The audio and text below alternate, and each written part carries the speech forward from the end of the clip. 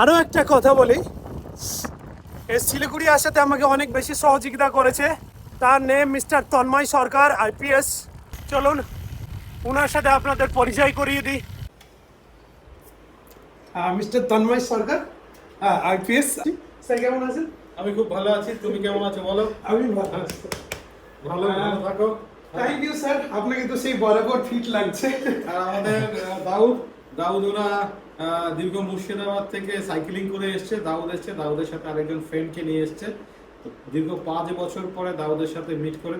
দাউদ একদিকে আমার ট্রেনারও ছিল মুর্শিদাবাদে। আমি যখন ছিলাম প্রায় 3 বছর ছিলাম, সেই সময় দাউদের কাছে আমি ট্রেনিং আপ করেছি। তো আজকে যে এই ফিটনেস বা এই যে ফিট থাকার যে মন্ত্র, এটা দাউদের থেকে আমি শিখেছি। Thank you sir.